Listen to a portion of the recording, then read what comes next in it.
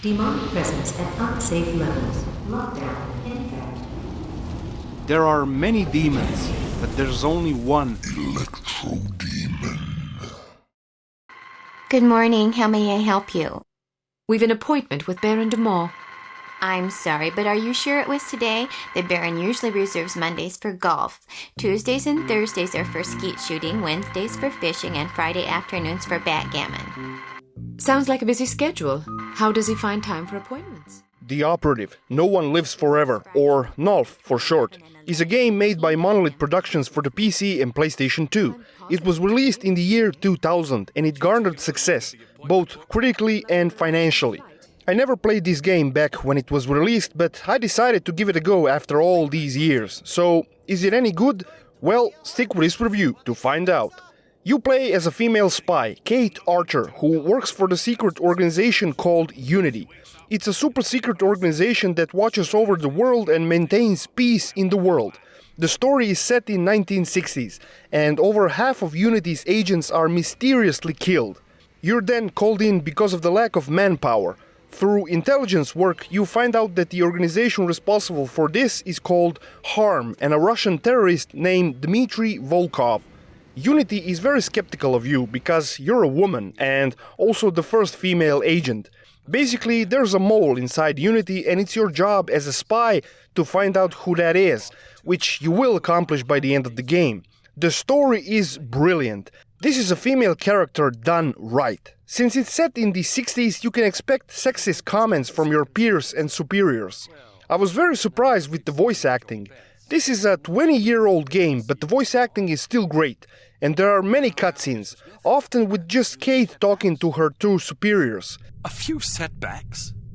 Agent Archer, I must confess that I'm troubled by the results we've seen from you thus far. But I also realize that you've been thrust into some formidable situations. Thank you, sir. But it's quite interesting, and there's a lot of humor in the dialogue. Let's talk about the gameplay. This is a spy game, and with that, you know you're gonna use a lot of spy gadgets. But we'll get to that later. This is a first-person shooter with stealth elements. Your most basic weapon will be your pistol, for which you get a silencer fairly quickly. And you can play it stealthy, but most of the time you'll play this game as a shooter. The stealth mechanics are somewhat broken. But even as a shooter, it's still a fun and very enjoyable game. You'll get a big arsenal of weapons. Pistols, revolvers, machine guns, submachine guns, grenade launcher, sniper, etc.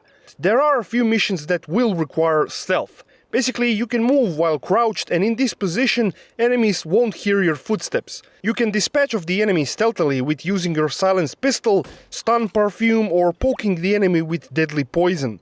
The important thing is when playing stealthy is that you don't kill an enemy in front of the camera or other person. That will set off the alarm. Best way is to kill an enemy somewhere where it can be seen and then using body remover potion.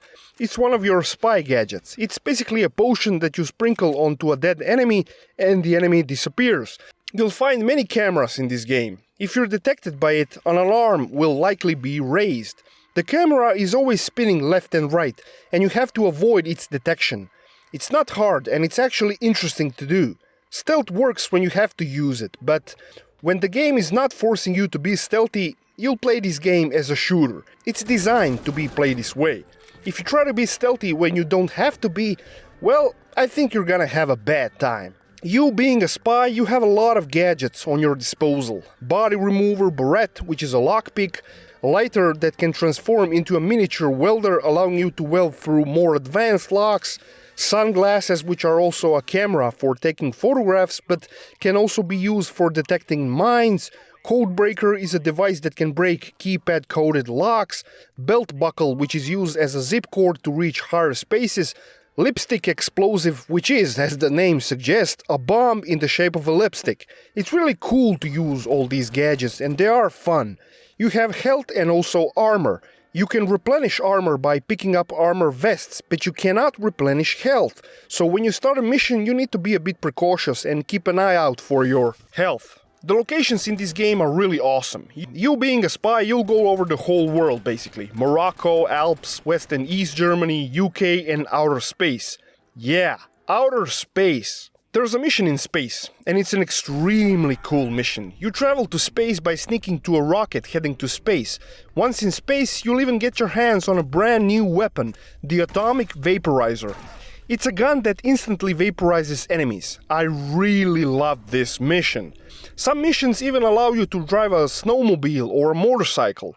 There's always something new happening, a new gun or a vehicle. The pacing is really good and it never feels like you're doing the same thing over and over. There isn't much wrong with this game. It's really close to perfection in my book. The shooting is fun and it works. Missions are interesting and varied. Gadgets are cool to use. Story is extremely interesting and full of plot twists, especially at the end of the game. Stealth works, but it's a bit janky to use it properly. The only negative thing I can say about NOLF is the level design. I found myself sometimes getting lost in the level. It's a linear game, but there are objectives to complete in the levels. But sometimes finding where you need to go can be a bit hard. There's no map or any sort of a mini-map, and this can be problematic sometimes. This is a long-ass game, clocking in around 12 hours for the campaign. But you will have fun in these 12 hours, and the story will keep you engaged. This is a 20-year-old game, so it's not exactly a looker. But the art style is really good. Textures and models are dated, but this was cutting-edge game back at the time of its release. But if you're someone who isn't obsessed with graphics, this is more than a playable game. It uses the LitTech engine and it was a decent engine back in its day. NOLF works flawlessly on Windows 10, which is awesome, and it's rare to see such an old game work without issues on a modern operating system. It's not available on Steam or any digital platforms, but it can be had for very cheap on eBay, and it's worth it. This is a cult classic in my opinion. It's a shame there isn't a modern rendition or a sequel to NOLF 2. The reason why we never got NOLF 3 is because of legal issues. It's very complicated, but basically no one owns the NOLF IP. It's a legal mess. So it's likely we'll never see a modern Cate Archer game. That should be a great reason to play NOLF and NOLF 2 if you never played it. It's one of the best games that came out in the early 2000s. If I had to give a score to this game, I'd give it 9.6 out of 10. You can expect a review of the sequel, NOLF 2, in about 2 to 3 weeks, so stay tuned to that.